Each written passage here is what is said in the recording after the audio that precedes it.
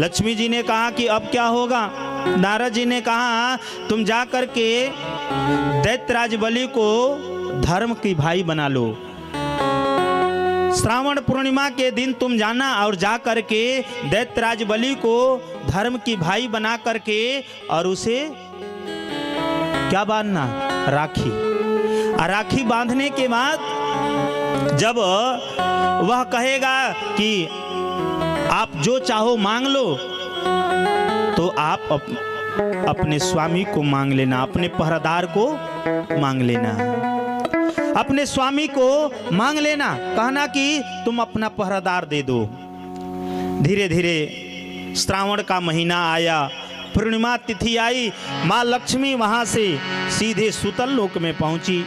दैत्यराज बलि को धर्म का भाई बनाया, बना करके और हाथ में राखी बांधी। दैत्यराज बलि प्रसन्न हो गया। लक्ष्मी जो चाहो तुम मांग सकती हो मुझसे। लक्ष्मी जी ने कहा जो मांगूंगी वो आप देंगे।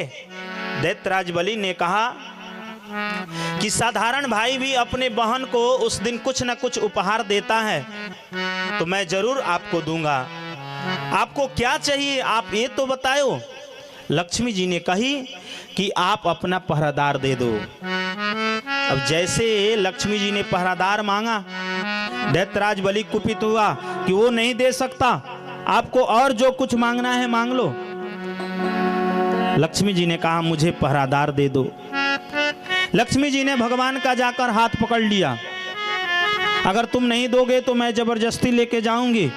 दैत्यराज बलि ने दूसरा हाथ पकड़ लिया, आप ले जा नहीं सकती क्योंकि इन्होंने वचन दिया है मेरी रक्षा के लिए। तो दैत्यराज बलि अंदर खींचे, लक्ष्मी जी बाहर खींचे।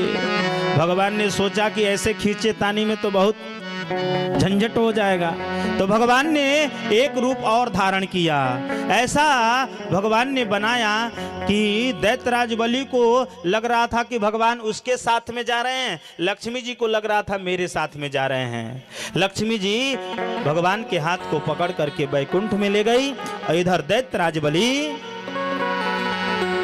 भगवान को पकड़ करके अपने महल के अंदर ले गया।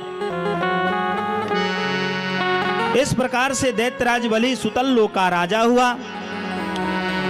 उसके बाद से भगवान मां लक्ष्मी के साथ में निवास करने लगे। आगे मत्स्य अवतार की कथा आती है।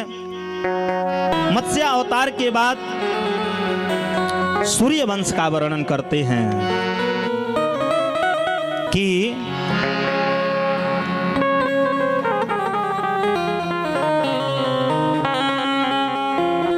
अनेक राजाओं की कथा आई, नव नभाग इत्यादि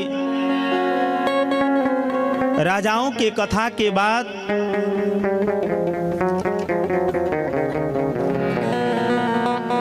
उन्होंने इक्ष्वाकु कुल का वंश का वर्णन किया।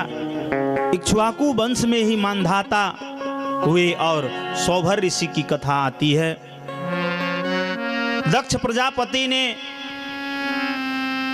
जो उनके 60,000 पुत्र थे जल करके भस्म हो गए थे, उनको तारने के लिए भगीरथ ने मां गंगा को निवेदन किया।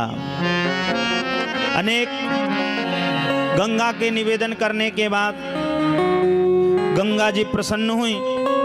जो प्रसन्न हुई गंगा जी, तो भगीरथ ने कहा कि आप मेरे पूर्वजों को तारने के लिए आप चलिए।